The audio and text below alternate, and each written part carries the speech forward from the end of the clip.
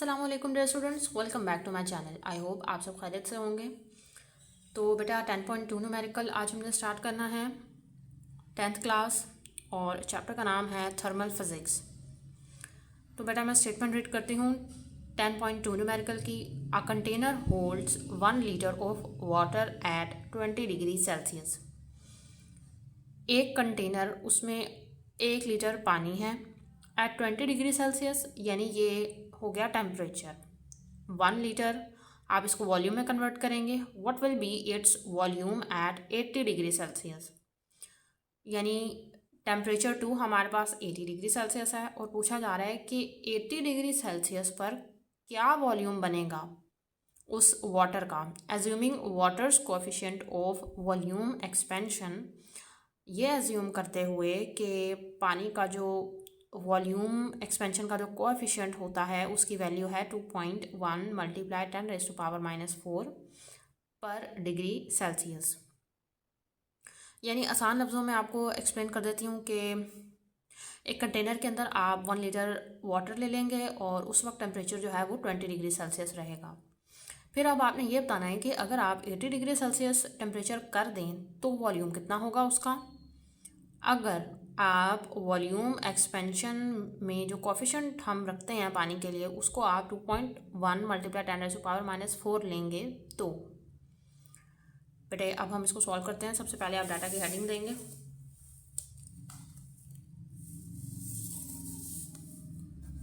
DATA data में बेटा मैंने आपको बताया कि वॉल्यूम हमारे पास, यानी जो 1 लीटर वाली वैल्यू थी वो हमारे पास क्या है, वॉल्यूम। इसको हम कन्वर्ट करेंगे। अच्छा, V0 आप लिखेंगे इक्वल टू 1 लीटर। अब इसको आप देखें कि 1 लीटर जो है ना हमारे पास, वो हमारे पास इक्वल होता है किसके, 1000 सेंटीमीटर क्यूब के। वॉल्यूम को ना आप कोशिश करेंगे हमेशा सेंटीमीटर क्यूब में ही कन्वर्ट करेंगे। ये आपके पास क्या था, वॉल्यूम। V0 यानी ओरिजिनल वॉल्यूम लिखा है। अगली चीज़ बेटा टेम्परेचर देखें। T1 हमें गिवन था 20 डिग्री सेल्सियस, 20 डिग्री सेल्सियस। और T2 हमें क्या गिवन था, 80 डिग्री। आप डेल्टा T निकालेंगे, इसका change in temperature equal to T2 minus T1। ये आपके पास बनेगा T2 यानी 80 में से आप सब्सट्रैक्ट करवाएंगे 20 को, तो ये आपके पास बनेगा तकरीबन 60 डिग्री सेल्सियस। ठीक है बेटे, अब जो आपको बताया हुआ है वॉल्यूम एक्सपेंशन जो कोएफिशिएंट है उसको आप लेट कर लें इस साइन से। ठीक है, 2.1 मल्टीप्लाई 10⁻⁻⁴ पर सेल्सियस, यानी कि डिग्री C-1। बेटे ये चीज़ आपको ना न्यूमेरिकल के अंदर ही गिवन है। आगे हम देखते हैं फार्मूला, सॉल्यूशन की तरफ बढ़ते हैं। अच्छा बेटा, फार्मूला आप लगाएंगे V equals to V0, bracket लगाएं 1 प्लस डेल्टा T। सिंपल बेटा, अब आप वैल्यू प्लेस कर दें। V0 हमारे पास क्या था, 1000 सेंटीमीटर क्यूब। आपने 1 लीटर नहीं लिखना, 1000 सेंटीमीटर क्यूब लिखेंगे। 1000 सेंटीमीटर क्यूब लिख दें। 1 प्लस इस साइन की वैल्यू क्या थी, 2.1 मल्टीप्लाई 10⁻⁻⁴ थी। और डेल्टा T हमारे पास निकला था 60 डिग्री। ये आप ब्रैकेट ये वाली यहाँ क्लोज कर दें।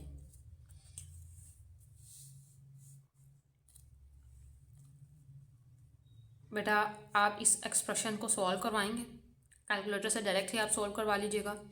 यह आपके पास इक्वल होगा 1.0126।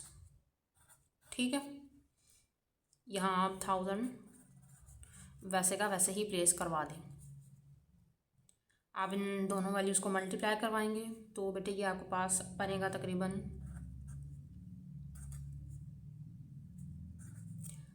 ठीक हो गया। अब क्योंकि हमने फाइंड क्या किया है, वॉल्यूम फाइंड किया है वाटर का एट 80 डिग्री सेल्सियस, तो बेटे वॉल्यूम के लिए हम यूज़ करते हैं सेंटीमीटर क्यूब। तो सिंपल ये आपका आंसर आ गया। अब हम न्यूमेरिकल सॉल्व करते हैं 10.3। बेटा मैं स्टेटमेंट रीड करती हूँ, तवज्जो से समझेंगे। A steel rod initially measures 2 metre at 20 degree Celsius. यानी एक स्टील का रॉड है, उसकी लेंथ है 2 मीटर और टेम्परेचर उस वक्त कितना था 20 degree Celsius. If its coefficient of linear expansion is 1.2 multiplied 10 raised to power minus 5 degree per Celsius, what will be its length at 100 degree Celsius? बेटा आपको उसके कोफिशिएंट की वैल्यू बता दी गई है और आपसे पूछा जा रहा है कि 100 डिग्री सेल्सियस पे अब उसकी लेंथ कितनी होगी स्टील रॉड की। सिंपल सा न्यूमेरिकल है, शॉर्ट सा है बेटे। 10.3 न्यूमेरिकल है। अब हम डाटा की तरफ बढ़ते हैं। डाटा की हेडिंग दे देंगे। डाटा सबसे पहली चीज़ आपको गिवन है डाटा में एल नोड। एल नोड क्या है? लेंथ है। किसकी लेंथ? स्टील रॉड की, जो न्यूमेरिकल में हमें गिवन था 2 मीटर उसकी लेंथ थी। अब बेटे लीनियर कोएफिशिएंट के लिए हम अल्फ़ा यूज़ करते हैं, तो इसको आप लिखेंगे 1.2 मल्टीप्लाई 10 टू पावर -5 डिग्री पर सेल्सियस। और बेटे अब डेल्टा टी बेटा देखो 2 टेम्परेचर्स हमें गिवन है, तो हम डायरेक्ट ही डेल्टा टी फाइंड कर लेते हैं। T2 में से T1 को सब्सट्रैक्ट करवा देंगे। अब आप सोचेंगे T2 की वैल्यू तो नहीं लिखी, ये स्टेप मैं डायरेक्ट कर रही हूँ, आप लोग भी डायरेक्ट करने की ही कोशिश कीजिएगा। आप जरा न्यूमेरिकल की तरफ देखें कि टेम्परेचर 2 लास्ट में आपको 100 डिग्री सेल्सियस लिखा हुआ नज़र आ रहा होगा न्यूमेरिकल में, तो ये आपके पास था टेम्परेचर 2। तो सिंपल, या आप इस तरह याद रखें कि बड़ी वैल्यू में से छोटी वैल्यू को सब्सट्रैक्ट करवा देंगे। T2 माइनस T1 ये इसका फार्मूला रहेगा। बड़ी वैल्यू लिखेंगे, फिर उसमें से छोटी को माइनस करवा देंगे। तो बेटे ये आपके पास बनती है 80 डिग्री सेल्सियस। ये आपने डेल्टा टी निकाल लिया, ठीक है। नेक्स्ट हम फार्मूला यूज़ करेंगे। अब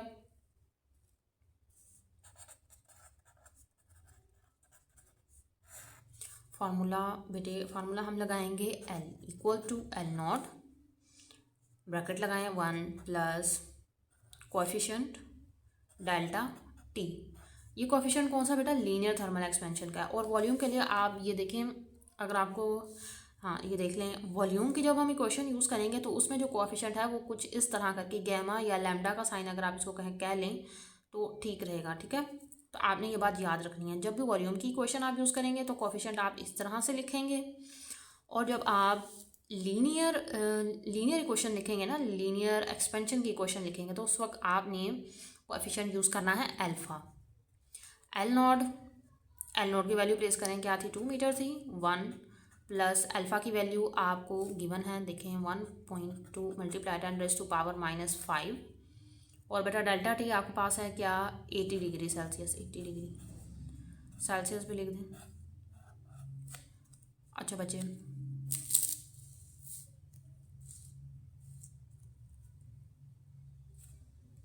पहले इस हिस्से को आप सॉल्व करवा लो। देखिए 2 मीटर वैसे का वैसे प्लस वैसे का वैसे। अब हम इन दोनों को पहले मल्टीप्लाई करवा देते हैं। हमारे पास ये बनेगा तकरीबन 0.0096।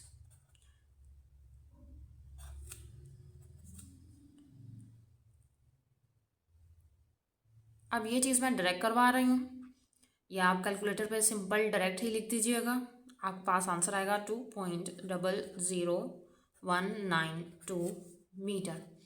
कैलकुलेटर पर किस तरह लिखना है बेटे? देखो आप इनको ऐड करवाओगे ना, आपके पास आंसर आएगा 1.00096। Bracket solve. अब आपने 1.00096 को मल्टीप्लाई करवा देना है 2 के साथ, तो आपके पास ये आंसर आ जाएगा। तो ये आपके पास लेंथ आ गई, जो लेंथ कही थी 100 पूछी गई थी 100 डिग्री सेल्सियस पर उस रॉड की लेंथ कितनी होगी। तो ये आपने रिक्वायर्ड आंसर फाइंड कर लिया। ये आपका न्यूमेरिकल हो गया सॉल्व। अब हम नेक्स्ट न्यूमेरिकल की तरफ बढ़ते हैं बेटे, वो है 10.4 न्यूमेरिकल। स्टूडेंट्स मैं न्यूमेरिकल रीड करने लगी हूँ, आप तवज्जो से समझेंगे। 10.4 numerical, a steel bridge expand by 5 centimetre on a hot summer day. आप सब जानते हैं बेटा गर्मियों के दिनों में जो मेटल्स होते हैं ना वो एक्सपैंड कर जाते हैं। अब यहाँ बताया गया है कि कोई ब्रिज है वो स्टील से बनाया गया होगा और वो एक्सपैंड कर जाता है, कितना? 5 सेंटीमीटर तक वो फैल जाता है। If the bridge originally span 100 metre, अगर उसकी ओरिजिनल जो उसका स्पैन था वो 100 मीटर हो, what is the temperature change, तो उस वक्त टेम्परेचर में चेंज कितना होगा ये आपने बताना है। ठीक है, डाटा नोट करते हैं बेटा। सबसे पहले तो आप लिखेंगे डेल्टा एल। अब डेल्टा एल यानी हमें बेटे दो लेंथ गिवन है। ठीक है, एक हमें गिवन थी 5 सेंटीमीटर और एक हमें गिवन थी 100 मीटर। अच्छा, पहले तो डेल्टा एल देखते हैं। यानी बेटा देखो कि हमें उन्होंने बताया है कि एक स्टील का ब्रिज है और वो फैल जाता है 5 सेंटीमीटर तक, यानी ये चेंज इन लेंथ है हमारे पास। ठीक है, तो इसको हम लिखेंगे डेल्टा एल से। डेल्टा एल हमारे पास होता है change in length, change in length. याद रहे न्यूमेरिकल में स्टार्ट में ही बता दिया गया था कि स्टील का ब्रिज एक्सपैंड कर रहा है, यानी कि उसकी ओरिजिनल लेंथ नहीं थी। ठीक होगा, तो that's why it is delta L equal to आप लिखेंगे 5 सेंटीमीटर इक्वल टू, अब इसको कन्वर्ट आप करवाएंगे 0.005 मीटर, मीटर में कन्वर्ट करवाना है इसको। ठीक है, आगे बेटे अब बात करते हैं एल नॉट की, यानी अब उसकी ओरिजिनल लेंथ हमें कितनी बताई गई थी, ओरिजिनल लेंथ उसकी थी 100 मीटर। ठीक है, अब बात करते हैं कोएफिशिएंट की। तो बेटा अब आपको ना ये वैल्यू खुद याद रखनी पड़ेगी उस स्टील की। ठीक है, स्टील की आपने कुछ वैल्यूज टॉपिक के अंदर याद की होंगी, तो आप देख लें। आप लीनियर इक्वेशन जो है ना, लीनियर इक्वेशन में जो कोएफिशिएंट यूज़ होता है वो अल्फा होता है। इसकी वैल्यू आप लिखेंगे 1.2 मल्टीप्लाई 10⁻⁻5 डिग्री पर सेल्सियस। फार्मूला लिखें।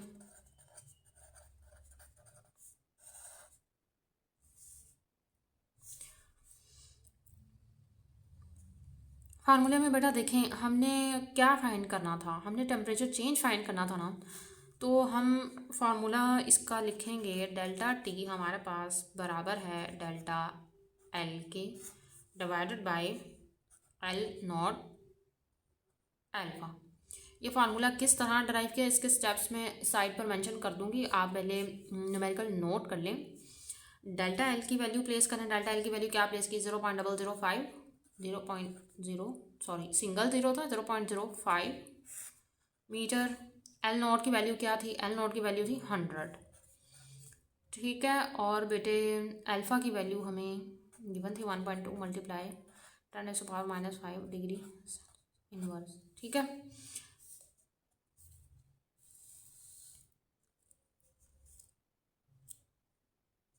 (0.05 मीटर डिवाइडेड बाय 100 लिख देंगे मल्टीप्लाई, या बल्कि सॉरी जब हम इसको मल्टीप्लाई करवाएंगे ना तो बेटे इसका आंसर हमारे पास बनेगा तकरीबन 0.0012। ठीक हो गया बेटे, इस पूरी वैल्यू को एज अ होल मैंने मल्टीप्लाई करवा दिया 100 से। तो आप अब इन दोनों को डिवाइड करवा देंगे, ये आपके पास बनेगा 41.67 डिग्री सेल्सियस। ठीक है, अब डिग्री सेल्सियस क्यों, क्योंकि हमने चेंज इन टेम्परेचर फाइंड किया, ये बात याद रहे। डेल्टा टी हम फाइंड करते आ रहे थे और टेम्परेचर आपने डिग्री सेल्सियस में ही रखना है। अब बेटा 10.5 न्यूमेरिकल की तरफ बढ़ते हैं। 10.5 न्यूमेरिकल हमारे पास है how much heat is required to raise the temperature of a 2 kilogram iron bar. कितनी हीट की ज़रूरत होगी अगर हम एक आयरन बार यानी लोहे की कोई ईंट होगी या डली होगी, जिस तरह हम कह देते हैं, जो टुकड़ा होगा 2 किलोग्राम का होगा वो। ठीक है, यानी उसका मास है 20 degree Celsius to 100 degree Celsius. 20 degree Celsius यानी बेटा ये T1 टू 100 डिग्री सेल्सियस, ये T2 है। Given that the specific heat capacity of iron is, यानी स्पेसिफिक हीट कैपेसिटी की वैल्यू आपको बता दी है आयरन की, तो ये आपके लिए आसानी होगी। उन्होंने हर चीज़ आपको न्यूमेरिकल में ऑलरेडी बता दी। तो बेटा सिंपल, अब हम डाटा नोट करते हैं। आप हेडिंग दे दें 10.5 न्यूमेरिकल।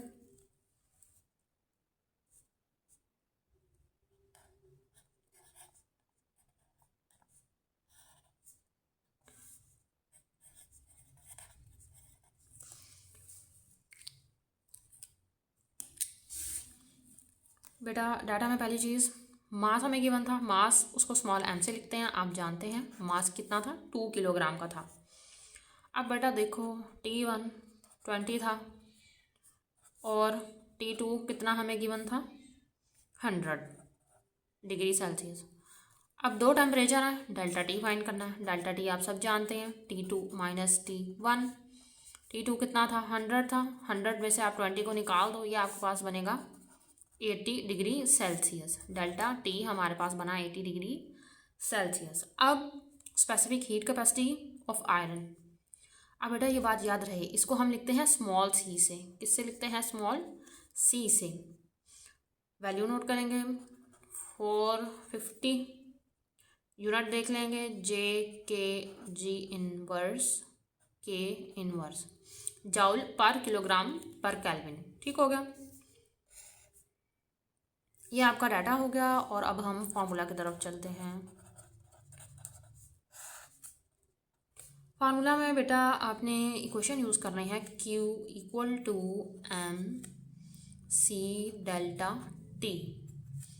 एम की वैल्यू प्लेस करें, एम आपके पास 2 किलोग्राम था तो 2 ही लिख देंगे। Specific heat capacity of iron, इसकी वैल्यू थी 450 जिसका यूनिट है बेटे, अभी यूनिट ना लिखे, हम डायरेक्ट आंसर में ही यूनिट प्लेस कर देंगे। डेल्टा टी हमारे पास क्या है देख लें। डेल्टा टी की वैल्यू हमें गिवन जो हमने खुद निकाली थी वो थी 80, गिवन नहीं थी। ठीक है, आप तीनों को कैलकुलेट करवाएं, मल्टीप्लाई करवा दें डायरेक्ट, ये आपके पास आ जाएगा 72,000।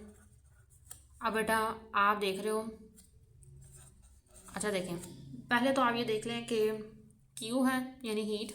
हीट हमारे पास हमेशा होती है जाउल में, हीट एनर्जी हमेशा हमारे पास होती है जाउल में। अब आप यहाँ ये देख रहे हैं कि यहाँ 3 ज़ीरोज़ हैं और आप जानते हैं कि देखें 1000 आपके पास इक्वल होता है किलो के। ठीक हो गया, तो आप यहाँ लगा देंगे या इस तरह कर लें कि अगर हम 72 को मल्टीप्लाई करवा दें 1000 से, तब ये इसके इक्वल ही बन जाएगा। तो अगर आप 72 किलो जाओ लिख देंगे तो बिल्कुल हमारी बुक के मुताबिक हमारा आंसर आ जाएगा। तो यहाँ आपने प्रीफिक्स यूज़ किया है किलो का। ठीक है, आई होप बेटा आपको यहाँ तक सब समझ आ गया होगा। अगर किसी भी न्यूमेरिकल में आपको कोई प्रॉब्लम हो तो आप कमेंट करके लास्ट में पूछ सकते हैं।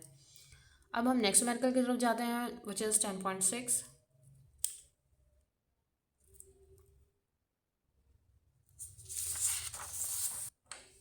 बेटा मैं स्टेटमेंट रीड करते हूँ, तवज्जो से समझेंगे।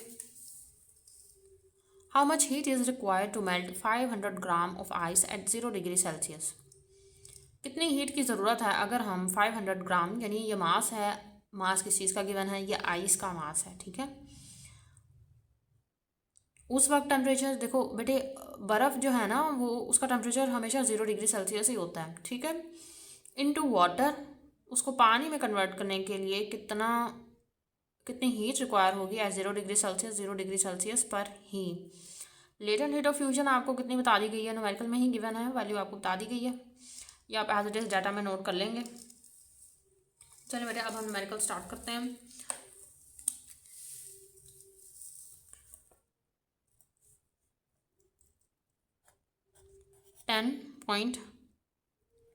.6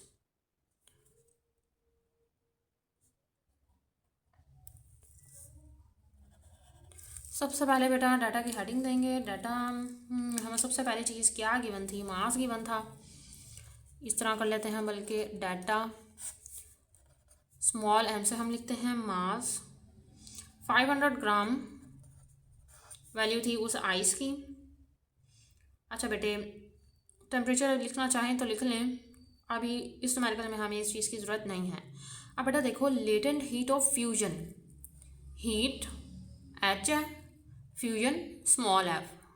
ठीक है, आई होप आपको ये क्लियर हो गया होगा। अब हीट ऑफ फ्यूजन की आप वैल्यू लिख देंगे यहाँ 3.36 मल्टीप्लाई 10⁻⁵ जाउल पर किलोग्राम। ठीक होगा बेटा, ये बात याद रहे, ये लेटेंट हीट ऑफ फ्यूजन को सिंबॉलिकली मैंने लिखा है हीट, यानी ये वाला, ये जो बड़ा सा मैंने एच लिखा है, और फ्यूजन के लिए हम स्मॉल एफ इस तरह लिख देंगे सबस्क्रिप्ट में। ठीक है, इसको सबस्क्रिप्ट कहते हैं। अच्छा बेटे, फार्मूला लगाएं।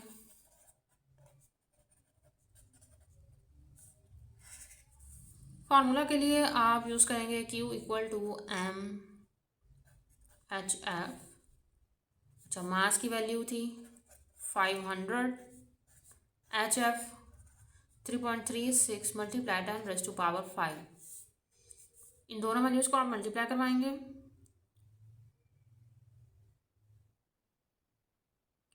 ओह स्टूडेंट्स, एक स्टेप मैं स्किप कर गई हूँ। देखें, ये था ग्राम में, इसको आपने कन्वर्ट करवाना था किलोग्राम में। इसको किलोग्राम में लाजमी कन्वर्ट करवा लीजिएगा। ये आपके पास होगा 0.5 किलोग्राम, यानी 1000 से आप इसको डिवाइड करवाएंगे। ठीक है, किलो है ना, किलो यानी 3 zeros होते हैं, तो आप यही निशानी रख लें कि ग्राम से जब किलोग्राम में करवाना होगा तो 1000 से डिवाइड करेंगे। तो ये आपके पास वैल्यू जो बनेगी, ये इस वक्त ग्राम में थी, इसको किलोग्राम में मैं यहाँ नीचे लिख देती हूँ 0.5 किलोग्राम। ठीक है, सेम टू सेम ये चीज़ आप वैसे ही नीचे लिख देंगे। अब आप मल्टीप्लाई करवाएंगे। मल्टीप्लाई करवाने के बाद आपके पास आंसर आएगा 1.68 मल्टीप्लाई 10⁻⁵ जाउल। अब बेटा देखें, 5 zeros है, इसको मैं, इस पावर को मैं ओपन करके लिखती हूँ 6 8, 2 डिजिट ये खुद हो गए, 1 2 3 4 5। पावर कितनी थी? 5 थी। पॉइंट भी हम 5 डिजिट आगे ही लेकर जाएंगे, यहाँ से पॉइंट यहाँ शिफ्ट करवा देंगे, ये 0 हम खुद से लगाएंगे। पॉइंट यहाँ था 1 2 3 4 5, 5 डिजिट आगे पॉइंट शिफ्ट करवा देंगे। ये चीज़ हम ख़त्म करेंगे और साथ क्या लगा देंगे? जाओ। अब आप देखें, अगेन 3 zeros आ गए।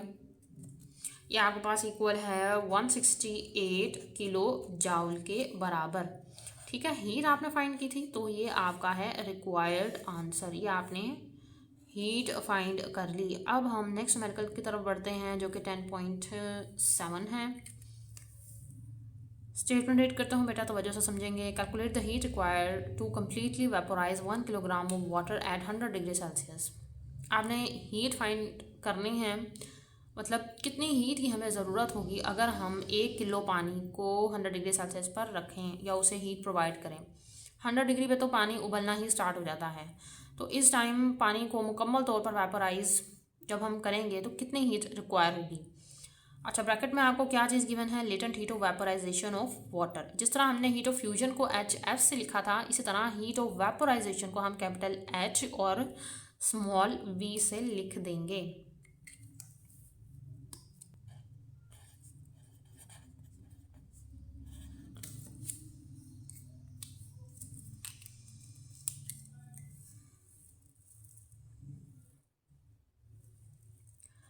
स्मॉल m बेटे, पानी का वॉल्यूम यानी पानी का जो मास हमें गिवन था वो था 1 किलोग्राम। ठीक हो गया। अगली चीज़ heat of vaporisation HV 2.26 multiply 10⁻⁶ joule per kilogram. Formula use करेंगे, फार्मूला यूज़ कर लेंगे। बेटे फाइन हमने क्या करना था? हीट फाइंड करनी थी, ये बात याद रहे। तो इसके लिए हीट के लिए हम लिखते हैं Q, M लिख देंगे और साथ आ जाएगा HV। ठीक है, M 1 किलोग्राम, HV की वैल्यू प्लेस कर दें। बेटे सॉल्यूशन के दौरान मैं यूनिट्स समटाइम्स नहीं लिख रही हूँ, तो आप भी इस चीज़ को स्किप ही कर दीजिएगा। डायरेक्ट आप आंसर में ही अगर यूनिट मेंशन कर देंगे तो आपके मार्क्स नहीं कट होंगे। या अगर आपके टीचर्स आपको कहते हैं, इंसिस्ट करते हैं कि नहीं आप लिखें, तो फिर आप स्टेप्स के दौरान यूनिट लिख लीजिएगा, क्योंकि ऐसा ना हो कि स्कूल या आपके सेंटर में जो एग्ज़ाम्स हों और अगर आप ही कहीं प्रोफेसर वो चेक करें तो आपके मार्क्स कट ना हो जाएं, इस चीज़ का आप ख्याल करेंगे। ठीक है, जिस तरह अभी हम आज यहाँ किलोग्राम लिख देंगे और यहाँ तो मैंने यूनिट लिख दिया।